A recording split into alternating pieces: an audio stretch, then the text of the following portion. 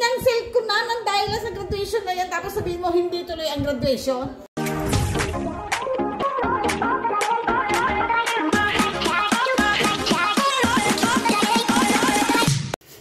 Ayan mga beshi, ako ay excited kasi a-attend ako ng graduation. Finally, graduation na. Diyos ko, kailangan maganda ako. So, syempre, unahin natin. Maglalagay muna ako ng moisturizer na napakaputi. Syempre, parang medyo pumuti-puti naman ako.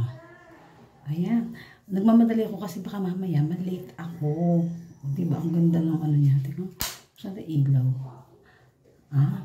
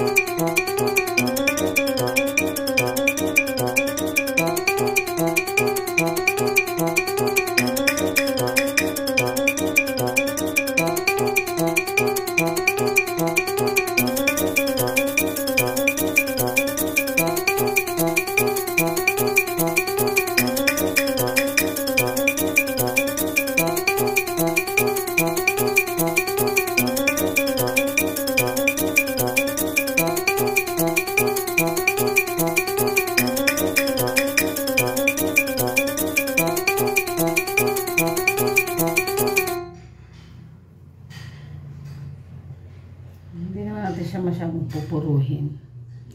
Kasi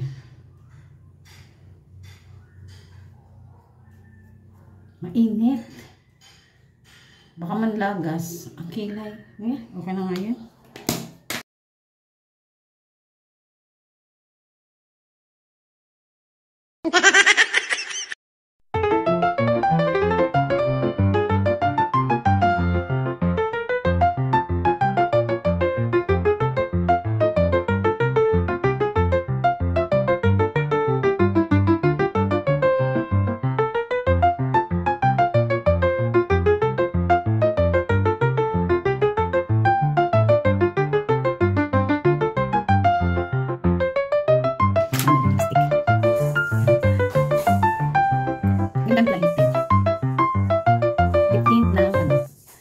Glamour Fusion. Oh, siya.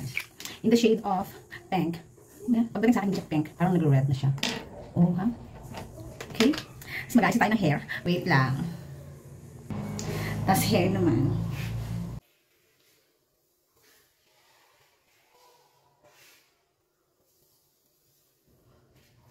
Wow!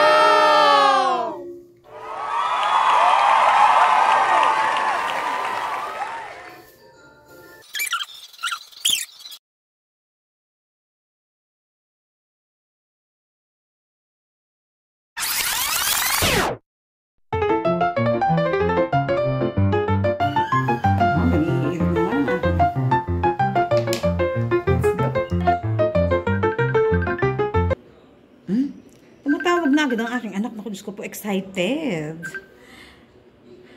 Oh, hello, hello. Hello, ma. Oh. Na-reschedule yung graduation namin, Ha? Na-reschedule yung next... Anong na-reschedule?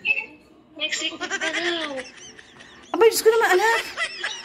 Hagyan na ako nakapag-bihis. Hagyan na ako nakapag-prepare. Ano ba yan? Hagyan na ako hagyan ko na na-blower yung hair ko. Ang ganda-ganda na ng makeup ko. Tapos, alam mo, bumili pa ako ng bagong sapatos at saka ng bagong damit. Tingnan mo. Ang ganda-ganda pa naman ang itsura ko. Sasabihin mo. Ang graduation? Ano nangyari? Bakit nagkaganon? Sabay naman. Kinancel ko lahat, anak. Kinancel ko lahat ang mga schedule ko. Lahat, pati nga dito. He tried it. Kinancel ko na nang dahil sa graduation na yan. Tapos sabihin mo, hindi tuloy ang graduation. Ano naman itong aking buhok? No, no, no, no.